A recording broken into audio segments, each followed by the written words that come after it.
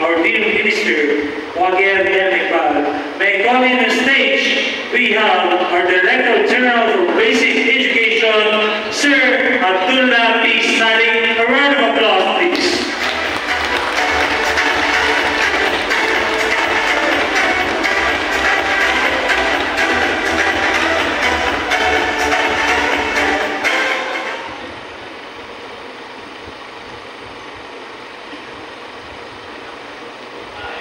Hello.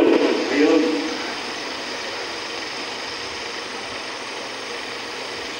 Thank you very much. Ganda naman ako sa ating lahat. Akala mo hindi na ako sasalita kasi closing na eh. Anyway, wala naman si Minister Iqbal, di ba? Anyway, I'm here to represent our Manalo Minister, Iqbal. Policy hindi natin sila makakasama dahil meron siyang equally important event sa Manila is regarding about this process. I was supposed to be there, pero dahil sa activity, sabi ko, una na lang ako sa PDA Future Electric Talent meeting. Anyway, I'll be glad in a second review. Bismillahirrahmanirrahim. Assalamualaikum warahmatullahi wabarakatuh. Once again.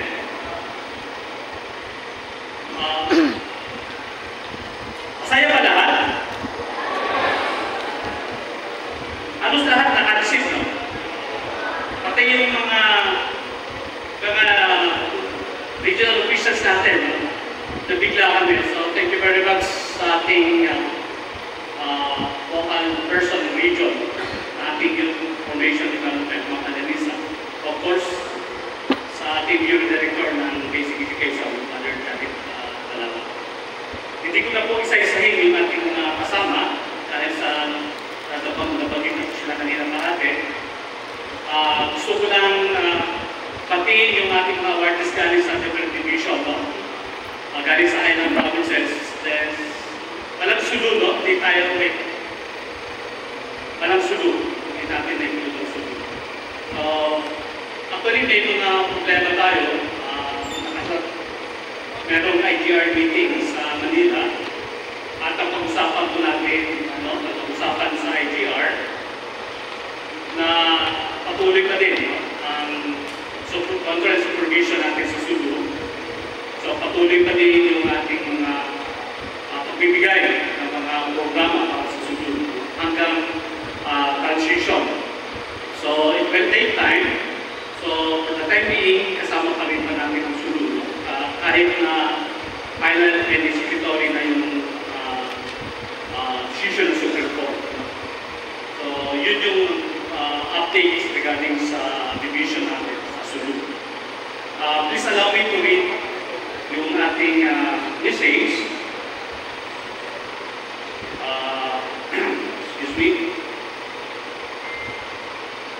We come together today with the regional awarding ceremony of the 2024 Kawat Parangal, a prestigious event honoring outstanding program implementers, student leaders, teachers advisors, school heads, and division youth formation coordinators. Alhamdulillah, we gather to recognize and appreciate the hard work and dedication of those individuals who truly embody commitment and excellence in our educational community. We are grateful for the leadership of Honorable Minister Wagner Demekbal, whose vision inspires us to continue acknowledging those who strive for greatness. This event serves not only as a recognition, but as a motivation for our program implementers, student leaders, teachers advisors, school heads, and division youth formation coordinators to further enhance their skills and talents, thereby making even greater contributions to enriching our educational landscape. I would like also to express my heartfelt gratitude to the FST Bureau of Basic Education under the guidance of Director Johnny Balawa and Regional Youth Formation and Development Coordinator Ms. Alanisa Ebatuas for the unwavering commitment to the success of this initiative. Furthermore, I extend my sincerest thanks to the dedicated members of the award selection committee composed of esteemed officials from both main and division offices, including our beloved school division superintendents. Maraming salamat po. As we honor this year's awardees, let us take a moment to reflect on what has led them to this well-deserved recognition. Beyond simply meeting the criteria set forth by the selection committee, these individuals possess an intrinsic motivation to make a difference, demonstrated by their exemplary achievements in their respective areas. For our student leaders, they have particularly shined by effectively leading numerous initiatives while excelling academically. Their remarkable ability to balance academic rigor with leadership sets a powerful example and serves as a source of inspiration within our NPSTE farm community. I would like to express my gratitude to our schools and families for nurturing our youth into future leaders.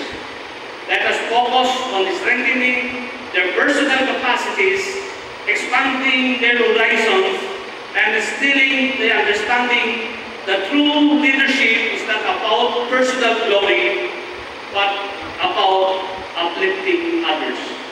A true leader dreams not just for themselves, but for the welfare of their constituents, embodying compassion and love for their community and country.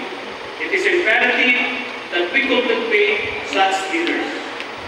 While we recognize that medals, plaques, certificates, and other accolades are secondary to those who serve our nation with honor and excellence, inshallah, I hope this awarding ceremony inspires even more aspiring student leaders to embrace the joy of serving others as a noble endeavor.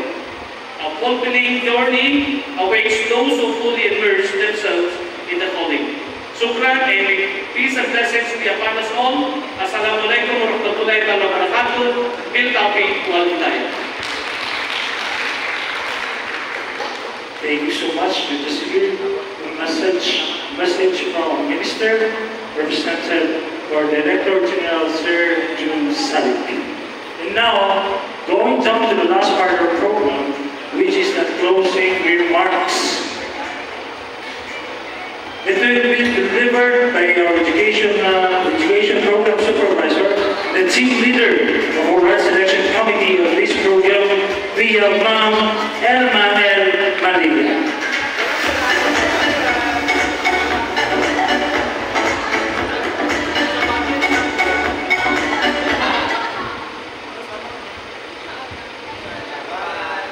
So next, closing remarks, Ma'am Elma Malivia.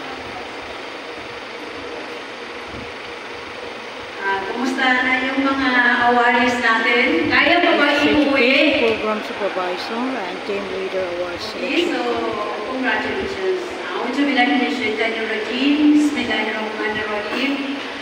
Assalamualaikum warahmatullahi ta'ala jami'an wa barakatuh. So my part here is a closing remarks.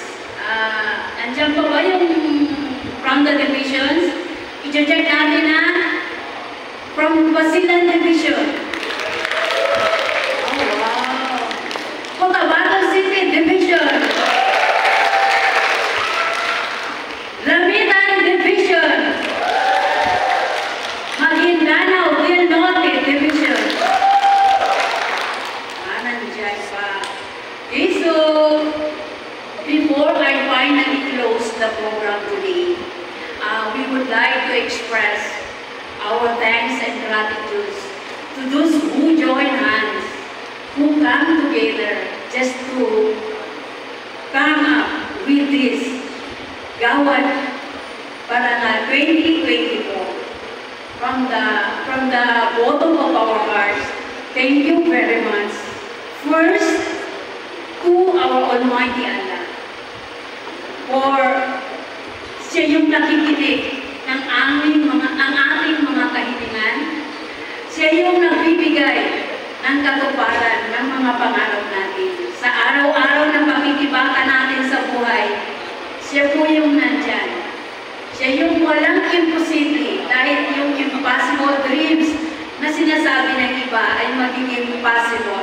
sa lahat.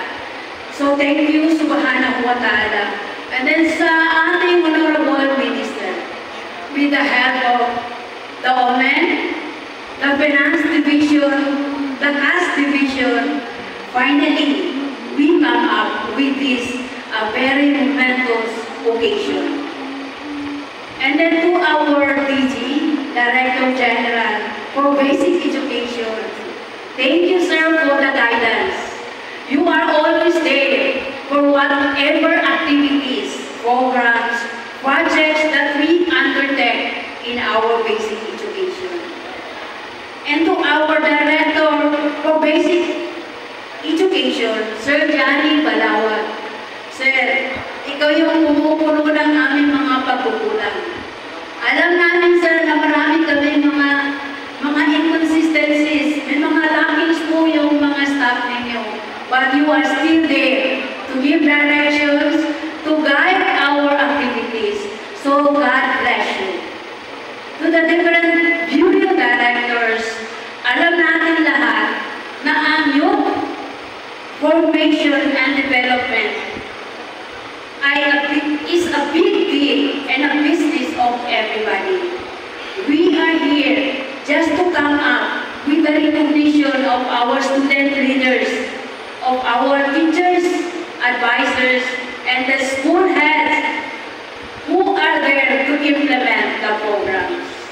To all the participants from the division and school level, we know very well that all the activities, programs, and projects in the region will not be realized without your participation.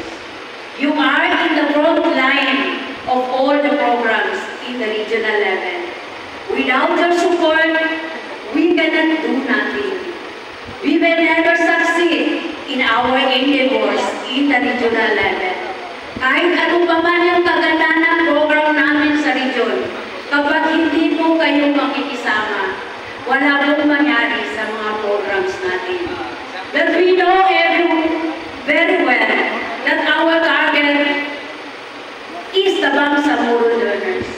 The Bangsamoro learners is under your care. Nasa inyo po yung lahat-lahat ng opportunities, lahat-lahat ng pagkakataon in order to deliver the learning delivery to the boys. We challenge everybody that let us accept the responsibilities and accountabilities to lead and guide our learners. Wala pong mangyari sa Director General kung hindi ninyo po i-implement ang programs in the school level. Kami po'y naniniwala sa pamamagitan ng magandang hangarin ng ating mga school heads, we can come up with the quality education in our area. We challenge everybody that let us take the accountability to mold the lives of our generations, that their futures lies in our hands. Let us touch the lives of our individuals to lead them in a changing and a very challenging technology that brought by our current situations. Nasa inyo po yung pagkakataon na ituwid yung mga mali na ituro sa kanila ng mga nasa kapaligiran nila. So with that, thank you very much, and we always bear in our mind that this is not the end of our program. This should be the beginning of another parangal for the learners in our area. So thank you very much once again. Shukran wabillahi ta'ala. Shukran. Okay, thank you so much, Mom. That was Mom Elma Maliga. So she said that she would mention that this is not the end of the program. We're hoping that the teacher advisors will have one-off activities in the future for the youth formation division of the Bangsamoro region. And now, before we have a photo opportunity, may I request again on stage our dear officials for the photo opportunity by division pa yung gagawin natin, ha? So, mga mauna siguro ang Cotabato, no.